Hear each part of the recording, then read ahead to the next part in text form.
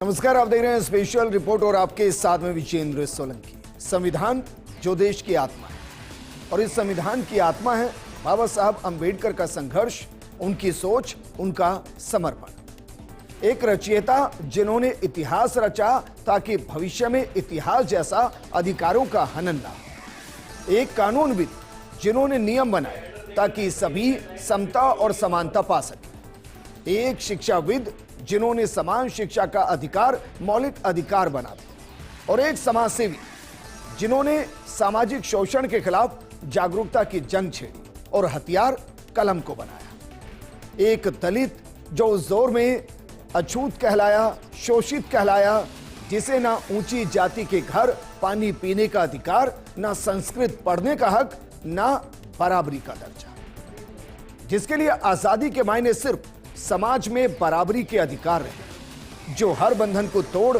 बन गए नव भारत के शिल्पकार, वो कहलाए बाबा साहेब भीमराव अंबेडकर। वो विधिवेता, वो अर्थशास्त्री, राजनीतिज्ञ, शिक्षाविद, दार्शनिक, लेखक, पत्रकार, समाजशास्त्री, मानव विज्ञानी, शिक्षाविद, धर्मशास्त्री, इतिहासविद, प्रोफेसर, संपादक और संविधान निर्माता रहे।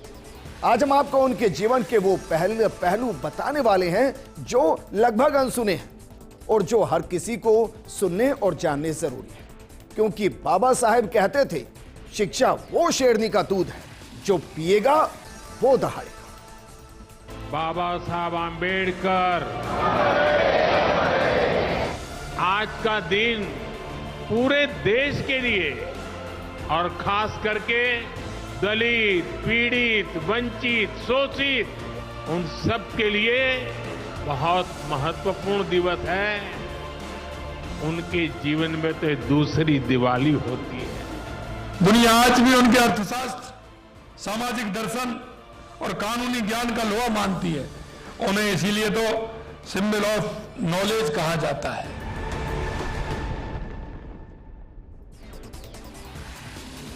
बाबा साहब को समझने के लिए आपको उस दौर को समझना पड़ेगा, क्योंकि बाबा साहब का पूरा जीवन आजादी के लिए था, आजादी हर बंधन के खिलाफ। लेकिन जिस दौर में आजादी की जंग चल रही थी, उस दौरान आजादी के मायने क्या थे? हम अपने अल्प ज्ञान के साथ उस दौर में आजादी के मायनों को समझने और आपको समझाने की कोशिश करते हैं, क्योंकि बिना आजादी के मायनों को समझे बाबा साहेब को समझना लगभग असंभव है। तो चलिए, जिस दौर में बाबा साहेब संविधान निर्माता कहलाए, उस दौरान आजादी के मायने क्या थे, जरा ये देखते हुए चलते हैं और इसी के साथ प्रोग्राम को शुरू करते हैं। आजादी उस दौर में चार जगहों पर लड़ी जा रही थी। एक, हमारे क्रांतिकारी जो आजादी चाहते थे, अंग्रेजी गुलामी के खिलाफ, वो अंग्रेजी साम्राज्य को खत्म कर आजादी चाहते थे। दूसरी तरफ उस दौर की महिलाएं जो समान अधिकार के लिए आजादी चाहती थी, जिनको इससे फर्क नहीं पड़ रहा था कि गंगा कहां बह रही है, यमुना कहां बह रही है, वहां का जल पिया जा सकता है या नहीं। उनके लिए आजादी सिर्फ इतनी थी कि क्या गांव के कुएं से पानी निकाल कर पिया जा सकता है या नहीं। उनके लिए आजादी के मायने उस दौर में बस इतने भरते। उदाहरण और भी बहुत है। उसके बाद दलित समाज जो आजादी के मायने सिर्फ समता और समानता के बीच चाहता था। आगे चलकर हम आपको बताएंगे कि समता क्या है और समानता क्या है।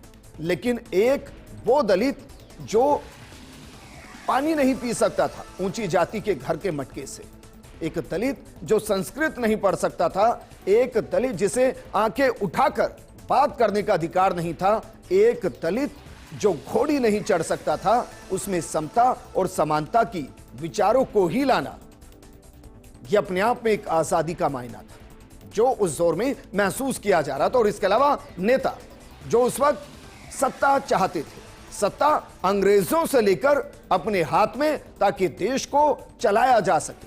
और इसीलिए बाबा साहेब अंबेडकर को समझने के लिए आपको आजादी के बाद और आजादी के पहले के भारत को समझना होगा और समझना होगा कि बाबा साहब आजाद भारत में मरने के 34 साल तक भारत रत्न क्यों नहीं बन पाए। जो भारत के रत्न रहे वो भारत रत्न नहीं रहे। बाबा साहब के जीवन, उनकी सोच, उनके शोषण, उनके संघर्ष को बिना उस दौर को समझे समझा ही नहीं जा सकता, क्योंकि आजादी के मायने एक दलित के लिए एक सामान्य के घर के मटके से सम्मान के साथ बिना छुआछूत के पानी पीने भर से जुड़ा था। मंदिर की चौखट पर बिना भेदभाव के दर्शन से भी जुड़ा था। दलित के लिए संस्कृत को बिना छुपे पढ़ने से भी जुड़ा था और शिक्षा में समान अवसर से भी जुड़ा था। बाबा साहेब उस दर्द को समझते थे। उसी दर्द और शोषण के दम पर वो 32 डिग्रियां हासिल करते थे। इसलिए नहीं कि वो जिंदगी जी सके, बल्कि इसलिए कि वो जिंदगी जो नहीं जी पा रहे हैं उनको जिंदगी जीने का अधिकार दिला सके। बाबा साहेब का योगदान कैसे समता और समानता के नियम को संविधान का मूल बना देश को एक धागे में पिरोने के लिए जरूरी था, ये आज हमको बताएंगे। लेकिन पहले बाबा साहब के जीवन दर्शन से आपको रूबरू कराते हैं, क्योंकि इससे आपको बहुत कुछ सीखने को मिलने वाला है। शुरुआत करते हैं दलित से देश के संविधान निर्माता तक के सफर। डॉक्टर भीमराव अंबेडकर, जिन्हें बचपन में भीम और भीमा भी कहा गया, भारतीय समाज के एक महान नेता रहे, सामाजिक सुधारक और भारत के संविधान के शिल्पकार कहलाए। उनका जीवन संघर्ष, शिक्षा के प्रति समर्पित रहा, समाज में समानता की स्थापना के लिए समर्पित थे। ऐसे महान विचारक का जन्म 14 अप्रैल 1891 को मध्य प्रदेश के इंदौर जिले के महू नामक स्थान पर हुआ, जिसे आज के दौर में डॉक्टर अंबेडकर नगर के नाम से जाना जाता है। बाबा साहेब अंबेडकर जाति से दलित थे और उस समय की सामाजिक व्यवस्था में उन्हें अछूत माना जाता था और इस कारण उनका बचपन अनेक कठिनाइयों और भेदभाव से भरा रहा। लेकिन उन्होंने कभी हार नहीं मानी, शिक्षा को सबसे बड़ा हथियार बना दिया। लेकिन मुंबई, एक कमरा, संघर्ष और शिक्षा, ये एक ऐसा अध्याय है जो हर किसी को इसलिए पढ़ना चाहिए क्योंकि जो आज संसाधनों की कमी और व्यवस्थाओं का रोना रोते हैं, उनको भी आज बाबा साहब के जीवन के इन अध्याय को पढ़ना चाहिए जो हम आपको बताने वाले हैं, क्योंकि बाबा साहेब जीवन दर्शन है हर आम आदमी के संघर्षों का। मुंबई, एक कमरा, संघर्ष और शिक्षा। डॉक्टर भीमराव अंबेडकर और उनके पिता मुंबई शहर के एक ऐसे मकान में रहने गए जहां एक ही कमरे में पहले से बेहद गरीब लोग रहते थे और बहुत ज्यादा रहते थे, इसलिए दोनों के एक साथ सोने की व्यवस्था नहीं थी। आप सोचिए जरा, उस स्थिति को सोचिए। बाबा साहेब अंबेडकर और उनके पिता बारी बारी से सोया करते थे। जब उनके पिता सोते थे तो डॉक्टर भीमराव अंबेडकर दीपक की हल्की सी रोशनी में पढ़ा करते थे। भीमराव अंबेडकर संस्कृत पढ़ने के इच्छुक थे, लेकिन छुआछूत की प्रथा के मुताबिक निम्न जाति के होने के कारण वो संस्कृत नहीं पढ़ सकते थे। और कमाल की बात है कि उसी दौर में विडंबना देखिए, आपके भारत के लोग संस्कृत नहीं पढ़ सकते हैं, लेकिन विदेशी लोग संस्कृत पढ़ सकते थे। इस तरीके की कुछ व्यवस्था थी। अपमानजनक स्थितियों का सामना करते हुए डॉक्टर भीमराव अंबेडकर ने धैर्य और वीरता से स्कूली शिक्षा प्राप्त की, फिर कॉलेज की पढ़ाई शुरू कर दी। अंबेडकर ने 1907 में मैट्रिकुलेशन पास करने के बाद एंटी प्रिंसटन कॉलेज से 1912 में ग्रेजुएट किए। 1913 में 15 प्राचीन भारतीय व्यापार पर एक शोध प्रबंध भी किया। 1915 में कोलंबिया विश्वविद्यालय से अर्थशास्त्र में एमए की डिग्री प्राप्त की और 1917 में बाबा साहेब ने पीएचडी की उपाधि प्राप्त कर ली। उस दौर में वो गिने चुने में से थे जो पीएचडी की उपाधि प्राप्त करने वाले थे। National development for India and analytical study विषय पर उन्होंने शोध किया था, उस दौर में किया था। 1917 में ही लंदन स्कूल ऑफ इकोनॉमिक्स में उन्होंने दाखिला लिया, लेकिन एक बार फिर से पैसों की कमी, संसाधन की कमी उनकी शिक्षा पर भारी पड़ गई। शिक्षा अधूरी छूट गई, लेकिन वो हिम्मत हारने वालों में से नहीं थे। कुछ समय के बाद लंदन जाकर लंदन स्कूल ऑफ इकोनॉमिक्स से अधूरी पढ़ाई उन्होंने फिर पूरी की। अब हम इस पर नहीं जाएंगे कि उनकी सहायता किसने की, क्योंकि आज हम हर जाति बंधन से दूर होकर सिर्फ बाबा साहेब को समझ रहे हैं। इसके साथ साथ एमएससी और बार एट लॉ की डिग्री भी प्राप्त की। वो अपने युग के सबसे ज्यादा पढ़े लिखे राजनेता और एक विचारक थे। आप सोचिए, एक जो छुआछूत को महसूस कर रहे हैं, एक जो संस्कृत नहीं पढ़ सकते, एक जिनके पास पैसे नहीं है, एक जिनके पास मकान नहीं है, और वो अनेकों डिग्रियां हासिल करते हुए हमारे संविधान निर्माता बनते हैं।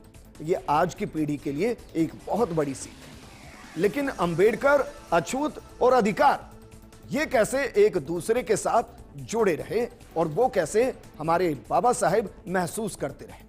क्योंकि अंबेडकर ने छुआछूत की पीड़ा को बचपन से ही सहा। जाति प्रथा, ऊंच नीच के भेदभाव को उन्होंने न सिर्फ महसूस किया, बल्कि उसके कारण कई बार अपमान का सामना भी करना पड़ा, और इसी अन्याय के खिलाफ उन्होंने जीवन भर संघर्ष किया। उनका उद्देश्य था कि निम्न जातियों को छुआछूत जैसी अमानवीय प्रथा से मुक्त किया जाए और समान अधिकार दिलाए जाए। एक उदाहरण आपको देते हैं। 1920 मुंबई, वो भाषण देते हैं, और भाषण में क्या कहते हैं? वो कहते हैं कि जहां मेरे व्यक्तिगत हित और देश के हित में टकराव होगा, वहां मैं देश के हित को प्राथमिकता दूंगा, लेकिन जहां दलित जातियों के हित और देश के हित में टकराव होगा, वहां मैं दलित जातियों को प्राथमिकता दूंगा। आप उस दर्द को महसूस कीजिए जो उनके अंदर रहा होगा, और यही वजह रही कि वो दलित समाज के लिए एक मसीहा बनकर उभरे। अपने जीवन के अंतिम क्षण तक उनके अधिकारों और सम्मान के लिए वो संघर्ष करते रहे। 1927 में उन्होंने अछूतों को सार्वजनिक जल स्रोतों से पानी लेने के अधिकार के लिए एक सत्याग्रह का नेतृत्व किया। सिर्फ पानी के लिए। आप दलितों की स्थिति को महसूस कीजिए। उस वक्त वो पानी नहीं पी सकते थे। उन्होंने बाकायदा एक सत्याग्रह किया, और 1937 में मुंबई उच्च न्यायालय में इस मुद्दे पर ऐतिहासिक जीत हासिल की। और आज जो समानता की बात कर रहे हैं, आज जो समता की बात कर रहे हैं, ये बाबा साहेब भीमराव अंबेडकर का वो दर्शन जो हकीकत में बदला और दलित समाज को उनके अधिकार दिलाने में एक महत्वपूर्ण भूमिका निभाता हुआ नजर है। शायद आप समता और समानता के बीच का अंतर नहीं समझ पा रहे होंगे कि बाबा साहेब के लिए इन दो शब्दों के मायने इतने ज्यादा क्यों थे। एक तस्वीर आपको दिखाते हैं। तस्वीर प्रतीकात्मक है, लेकिन समता और समानता के बीच के अंतर को समझाने के लिए यह तस्वीर हम आपको दिखा रहे हैं। जरा इस तस्वीर को देखिए। जरा यह तस्वीर है। इस तस्वीर में जो है वो बहुत कुछ कहता है, क्योंकि यह क्या वाकई में आपको लगता है कि बास्केटबॉल के खेल में इसको हरा सकता है? दरअसल यही समता है। समता मतलब एक जगह पर लाकर खड़ा तो खड़ दिया गया, लेकिन दोनों के बीच में इतना ज्यादा अंतर कि यहां एक दूसरे के साथ प्रतिद्वंद्विता करना लगभग असंभव। इसको आज के दौर में एक कॉम्पिटिटिव एग्जाम के तौर पर समझिए। आप सोचिए, एक अंग्रेजी मीडियम से पढ़ा हुआ, एक जो ना जाने कितनी जगह कोचिंग ले चुका है, एक जिसकी अपब्रिंगिंग बचपन से ही बेहतरीन हुई और कभी आर्थिक संकट से वो जूझा नहीं। एक वो है जो ये है, और दूसरा वो जो हमेशा आर्थिक परेशानी में रहा, निम्न स्तर की परीक्षा या कहें कि एजुकेशन ले पाया, पढ़ाई कर पाया। अब ये तो सच है कि कॉम्पिटिटिव एग्जाम के लिए दोनों हैं, लेकिन क्या ये कभी इससे मुकाबला कर सकता है? ये दरअसल समता है जिसके खिलाफ बाबा साहेब लड़े और इसके लिए हमेशा लड़ते रहे। लेकिन ये उनकी पहली जीत थी कि कम से कम उस प्रतियोगिता के लिए दोनों एक मंच पर आए तो सही, क्योंकि अगर इनको कोर्ट से बाहर कर देंगे तो ये लड़ने की स्थिति में भी नहीं रहेंगे। दलितों की स्थिति कुछ ऐसी ही थी, उनको ऊंची जातियों के साथ बैठने तक की इजाजत नहीं थी। तो पहले समता और उसके बाद समानता। समानता का अर्थ अगर मानिए ये भी उनके बराबर हो जाएं, फिर इनके बीच में मुकाबला हो, तो ये समानता कहलाती है। और समता और समानता दोनों ही संविधान की मूल आत्मा की जैसे है। लेकिन इस मूल आत्मा के बीच में कई बार अंतर्विरोध भी हुआ, अंतर्द्वंद भी हुआ। और ऐसा ही एक उदाहरण अंबेडकर, आलोचना, गांधी और ग्राम व्यवस्था के बीच भी नजर आया। अमूमन हम जब आजादी के दौर की बात करते हैं तो उस दौर में बाबा साहेब कैसे सभी के साथ भी थे और विचारों के आधार पर जो दलित विरोधी या दलितों की उत्पत्ति को रोकने उसके बीच में आ रहा था, उसके खिलाफ खड़े भी हो रहे थे। और वो एक ऐसे ही मुद्दे पर, ग्राम व्यवस्था के मुद्दे पर महात्मा गांधी के भी खिलाफ चले गए। दरअसल वो गांधी जी और कांग्रेस की ग्राम व्यवस्था के तीव्र आलोचक माने जाते थे। 1932 के आसपास की बात है, मुंबई विधानसभा में ग्राम पंचायत बिल पर चर्चा करते हुए डॉक्टर अंबेडकर ने कहा था, बहुतों ने ग्राम पंचायतों की प्राचीन व्यवस्था की प्रशंसा की है, कुछ ने तो इसे ग्रामीण प्रजातंत्र तक कहा है, लेकिन मेरे लिए यह सार्वजनिक जीवन के लिए एक अभिशाप रहा है। भारत राष्ट्रीयता और एकता की भावना विकसित करने में विफल रहा तो इसका मुख्य कारण ग्राम व्यवस्था का अस्तित्व है। डॉक्टर अंबेडकर का यह दृष्टिकोण दर्शाता है कि वो केवल सामाजिक समानता ही नहीं बल्कि आधुनिक भारत के ढांचे पर एक स्पष्ट, आलोचनात्मक और दूरदर्शी सोच रखते थे। 1945 में डॉक्टर अंबेडकर ने गांधी जी द्वारा हरिजनों के प्रतिनिधित्व के दावे को चुनौती दी। What Congress and Gandhi have done to the untouchables, यह पुस्तक प्रकाशित की। इसमें उन्होंने गांधी और कांग्रेस की नीतियों पर गंभीर प्रश्न उठाए, दलितों के अधिकारों की अपेक्षा की, आलोचना की और तिरस्कार की बात उठाई। स्वतंत्रता के बाद 1947 में डॉक्टर अंबेडकर भारत के पहले कानून मंत्री बने और समता और समानता को संविधान की मूल आत्मा बना दिया। लेकिन बाबा साहेब सिर्फ संविधान के निर्माता नहीं है। बाबा साहेब ने न जाने कितनी किताबें लिखी और उन्हीं किताबों का जिक्र हम आपके सामने कर रहे हैं। और क्यों कर रहे हैं ये आगे चलकर आपको बताएंगे, क्योंकि आज हम बाबा साहेब के जीवन दर्शन और बाबा साहेब ने अपने जीवन और जीवन के बाद भी किस तरीके से असमानताओं को सहा, जबकि वो समानता और समता के लिए हमेशा लड़ते रहे, ये आपको आज एहसास होगा।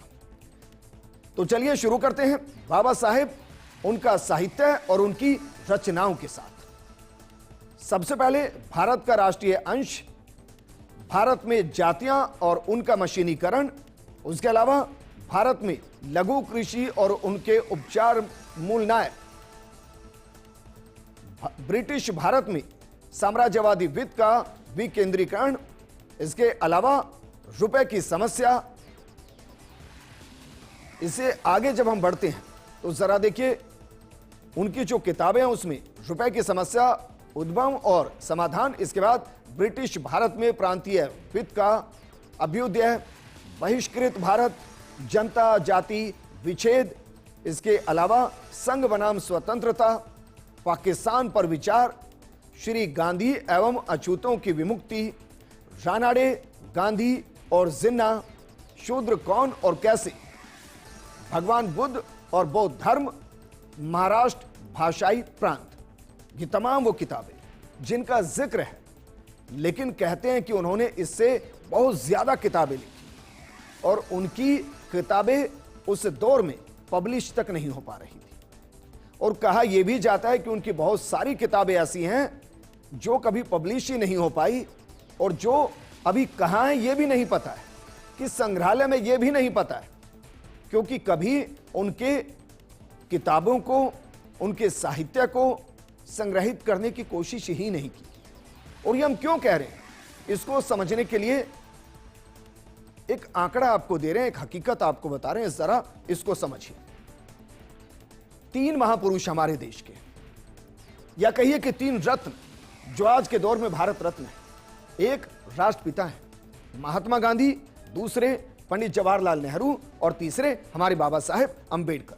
अब जरा देखिए, महात्मा गांधी का देहांत 30 जनवरी 1948 को होता है, लेकिन वो जो लिखते हैं, उनका जो लेखन है, उनका जो साहित्य है, उसका प्रकाशन 1958 में, महज 10 साल के अंदर उनका जो लेखन है उसको संग्रहित किया जाता है, उसको पब्लिश किया जाता है, उसको जनमानस के बीच में उनके विचारों को डाल दिया जाता है ताकि वो गांधी और उनके विचारों को पढ़ सके।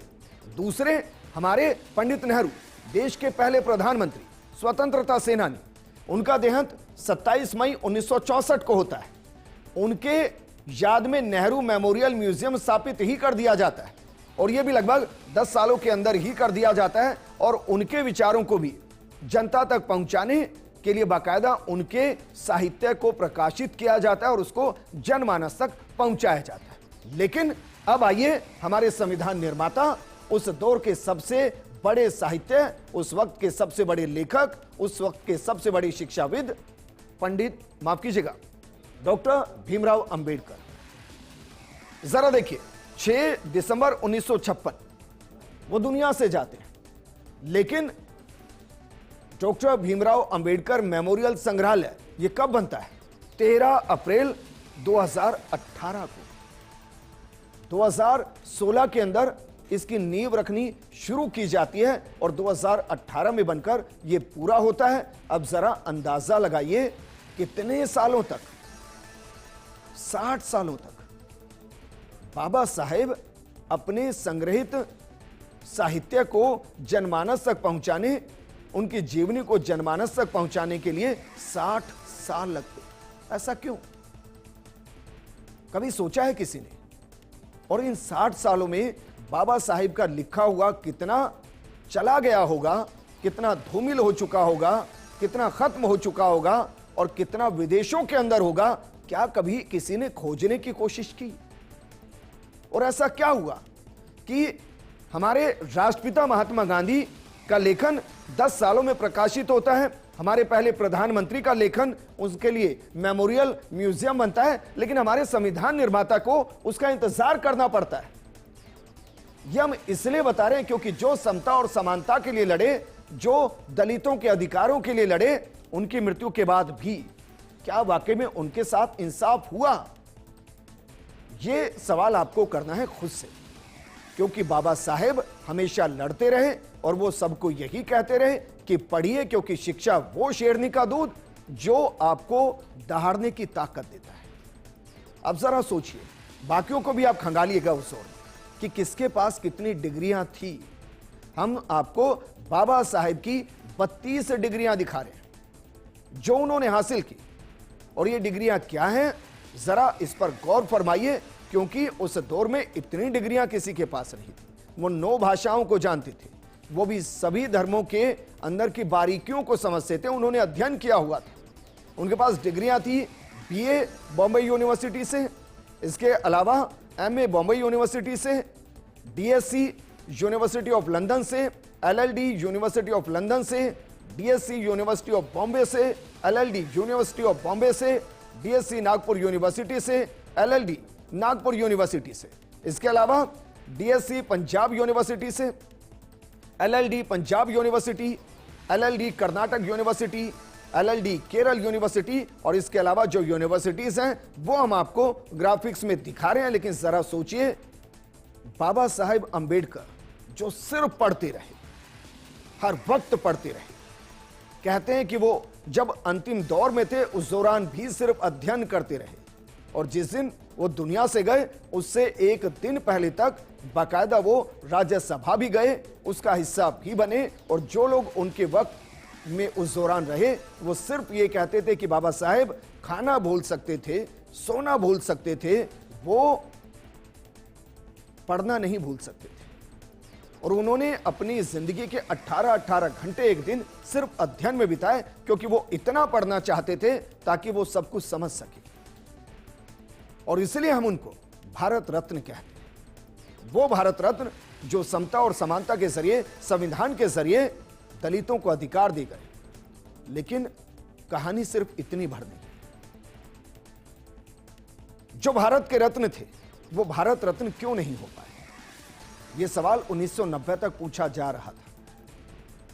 चलिए एक बार फिर से आपको कुछ तस्वीरें दिखाते हैं। इन तस्वीरों को जरा देखिए और समझने की कोशिश कीजिए कि क्या बाबा साहेब जो समता और समानता के लिए लड़ते रहे, क्या वो अपने ही अधिकारों से अपनी ही मृत्यु के बाद भी काफी लंबे वक्त तक महरूम रहे, और क्या वो लड़ते रहे? इस तस्वीर को भी जरा एक बार फिर देखिए। इस तस्वीर में बहुत कुछ है। पंडित जवाहरलाल नेहरू 7 सितंबर 1955 को उनको भारत रत्न दिया गया, मृत्यु से पहले ही। इंदिरा गांधी 1971 में उनको भारत रत्न मिला, मृत्यु से पहले ही। इसके अलावा राजीव गांधी जून 17, 1991, मृत्यु के महज 26 दिन बाद उनको भी भारत रत्न मिला। लेकिन हमारे डॉक्टर भीमराव अंबेडकर 1990 के अंदर उनको भारत रत्न मिला, उनकी मृत्यु के 34 साल बाद, और गैर कांग्रेसी सरकार। आप सोचिए, पंडित नेहरू जो उस वक्त के पहले प्रधानमंत्री, उनको मृत्यु से पहले ही भारत रत्न, इंदिरा गांधी जी को मृत्यु से पहले ही भारत रत्न, राजीव गांधी जी को मृत्यु के महज 26 दिन के बाद भारत रत्न, लेकिन पंडित नेहरू, इंदिरा गांधी और राजीव गांधी से इतर हमारे जो डॉक्टर भीमराव अंबेडकर थे, उन्हें मृत्यु के 34 साल बाद, वो भी गैर कांग्रेसी शासित सरकार के अंदर, भारत रत्न दिया जाता है। इसके अपने आप में बहुत से मायने हैं। चलिए कुछ उदाहरण उनके बारे में देते हैं कि किन्होंने अपनी किताबों में क्या क्या लिखा है। सबसे पहले बात करते हैं शंकरानंद शास्त्री, अंबेडकर और किताब का। वो क्या लिखते हैं? शंकरानंद शास्त्री ने अंबेडकर के साथ अपनी यादों के ऊपर एक किताब लिखी थी। उस किताब का नाम है my experiences with memories of doctor Saheb Ambedkar. इस किताब में वो लिखते हैं कि एक दिन वो अंबेडकर से मिलने उनके घर गए, दोपहर के 1 बजे। 1944 के बाद अंबेडकर ने कहा कि वो जामा मस्जिद जा रहे हैं किताबें खरीदने, आप भी मेरे साथ चलिए। वो भी उनके साथ हो लिए। काफी देर तक वो किताबें खरीदते रहे। खाने का समय हो गया, लेकिन अंबेडकर खाना वाना सब भूलकर सिर्फ किताबें खरीदने में लगे रहे। उस दिन वो वहां से 2 दर्जन किताबें खरीद कर लौटे। किताबों के प्रति उनका जुनून। इसके अलावा जॉन गुंथेर अपनी किताब में क्या लिखते हैं, जरा इसको भी पढ़ा जाना चाहिए, इसको भी पढ़िए जरा। जॉन गुंथेर क्या लिखते हैं? वो लिखते हैं कि 1938 में जब अंबेडकर से मेरी मुलाकात हुई थी तो उनके पास 8000 से ज्यादा किताबें थी। जब उनकी मृत्यु हुई तो इन किताबों की संख्या बढ़कर 35,000 हो चुकी थी। ये बाकायदा उन्होंने इनसाइड एशिया, जो उनकी पुस्तक है, उसके अंदर इसका जिक्र किया है। वहीं एक और कहानी जो आपको सुननी चाहिए, क्योंकि किताबें कहां गई, क्यों doctor Bhimrao Ambedkar memorial museum नहीं बना, क्यों उनको भारत रत्न देने में इतनी देरी हुई। एक और किस्सा जो चलते चलते आपको सुनाकर चलते हैं, क्योंकि किताबें छपवाने के लिए उनको दर दर भटकना पड़ा था। सोचिए जरा, बुद्धा एंड हिज्म की पांडुलिपि उनके जीवन काल में ही तैयार हो गई थी। अंबेडकर चाहते थे कि किताब उनकी आंखों के सामने छपे। अब छपवाने की बारी थी तो छपने के लिए कम से कम 2000 रुपए का खर्चा था। इतने पैसे उनके पास नहीं थे।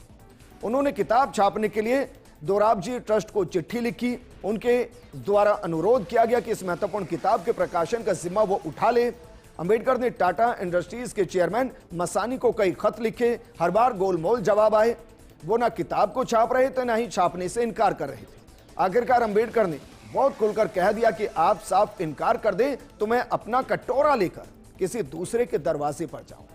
इस बार लौटती डाक से जो मसानी का जवाब आया, उसमें लिखा था कि वो किताब छापने में तो असमर्थ हैं, बशर्ते इसके लिए आर्थिक सहायता जरूर दे सकते हैं। अब यहां आपको सोचने की जरूरत है। कुछ दिन के बाद अंबेडकर के पते पर उनके नाम 3000 रुपए का चेक आया। अब सोचिए, 2000 में पुस्तक का प्रकाशन होना था, 2000 में प्रकाशन नहीं कराया जा रहा है, 3000 रुपए का चेक दिया जा रहा है। तो क्या उस दौर में उस पुस्तक के प्रकाशन को कोई रोकना चाहता था? जरा इसको भी समझिए। अंबेडकर इस किताब को लेकर तत्कालीन प्रधानमंत्री नेहरू के पास भी गए। उस साल महात्मा बुद्ध की 25वीं जन्म शताब्दी थी। सरकार इस अवसर पर बहुत सारे आयोजन कर रही थी। एक कमेटी का भी गठन किया गया था। इस काम के लिए खास बजट भी आवंटित हुआ। अंबेडकर ने नेहरू से कहा कि वो बुद्धा एंड हिज्म की 500 प्रतियां खरीद ले। इस किताब को देश भर के पुस्तकालयों में भेजा जाए, जिससे किताब का प्रसार हो। लेकिन नेहरू जी ने ऐसा करने से साफ इनकार कर दिया। नेहरू ने अंबेडकर को एक खत में लिखा, हमने गौतम बुद्ध की जन्म शताब्दी पर प्रकाशित करने के लिए सुनिश्चित राशि का आवंटन किया।